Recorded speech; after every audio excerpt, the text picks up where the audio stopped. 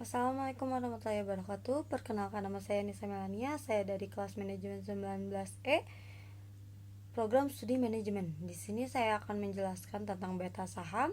Pengertian beta saham adalah tolak ukur volatilitas dari sebuah saham kepada volatilitas sebuah pasar. Nilai beta digunakan sebagai indikator risiko di dalam bursa saham. Sebab semakin besar nilai naik turun sebuah aset, maka semakin besar resikonya. Beta saham memperlihatkan ukuran pergantian return saham apabila disandingkan dengan IHSG. Sebagai contohnya, melakukan perbandingan imbal hasil dari saham UNTR disandingkan dengan IHSG. Kegunaannya sendiri dapat dinilai dari besarnya level sensitivitas pada risiko pasar. Beta dilambangkan dengan simbol B, yang mana adalah koefisien regresi pada dua variabel, yakni terlalu banyaknya keuntungan portofolio pasar serta keuntungan di suatu saham. Beta masuk ke dalam perhitungan ilmu statistik yang mana akan diaplikasikan ke dalam dunia keuangan.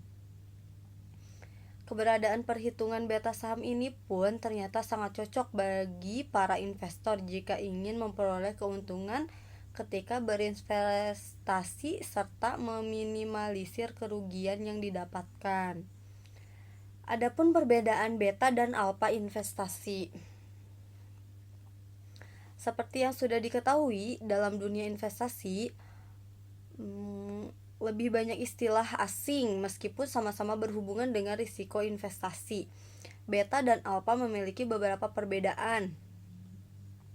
Alfa merupakan istilah di mana akan sering didengar oleh seorang investor ketika melakukan riset buat mencari manajer investasi handal, terutama ketika sedang memilih raksadana.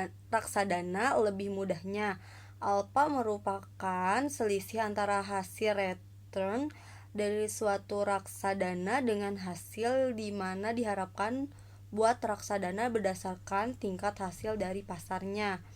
Jadi bisa dibilang apabila alfa merupakan ukuran kemampuan dari seorang manajer investasi buat mengalahkan pasar alias outperform, biasanya juga digunakan untuk menunjukkan kehandalan dari seorang manajer investasi di dalam mengalahkan return. Sementara beta merujuk pada sensitivitas dari pergerakan hasil atau return dari suatu saham atau reksadana relatif terhadap pergerakan hasil dari pasar secara keseluruhan. Adapun jenis saham berdasarkan betanya, terdapat 3 jenis saham yang dikelompokkan berdasarkan dengan betanya. Saham dengan beta kurang dari 1, pertama terhadap saham perusahaan dengan beta kurang dari 1, di mana dapat diartikan sensitivitas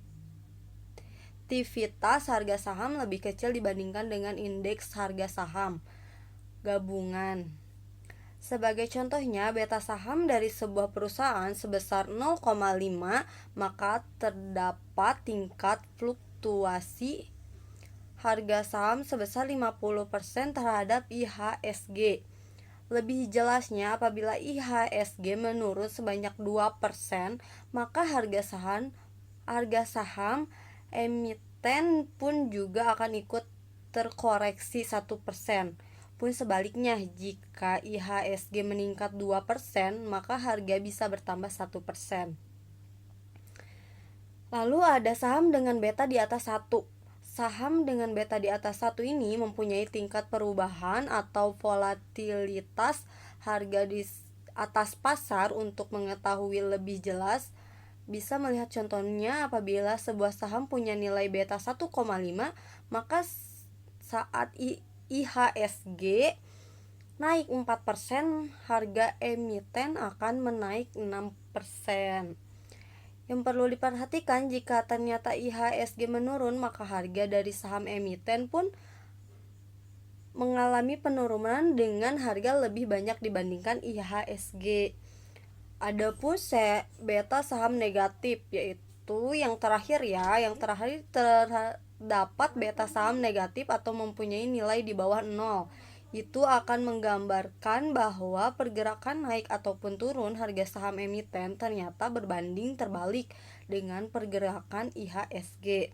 Sebagai contohnya, jika IHSG melandai, maka saham akan mengalami peningkatan. Ada kegunaan dan kelebihan beta saham.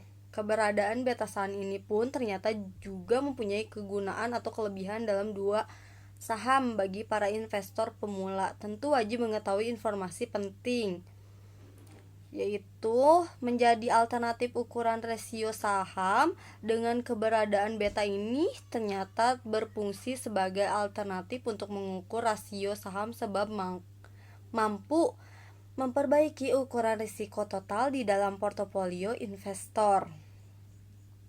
Sangat disarankan pula digunakan oleh para investor yang menanamkan modalnya di berbagai macam jenis saham. Ada yang kedua, memperoleh tambahan tentang arah pergerakan harga saham.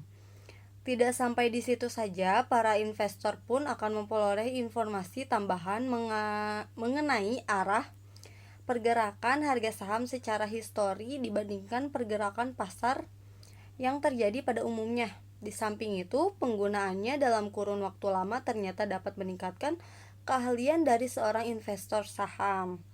Untuk melakukan kegiatan investasi saham, tentu saja banyak hal yang wajib untuk diperhatikan dengan seksama, terutama beta saham. Semakin tinggi dari nilai saham, ternyata imbal hasilnya juga cukup menjanjikan. Itu saja yang bisa saya sampaikan, kurang lebihnya saya mohon maaf. Terima kasih. Assalamualaikum warahmatullahi wabarakatuh.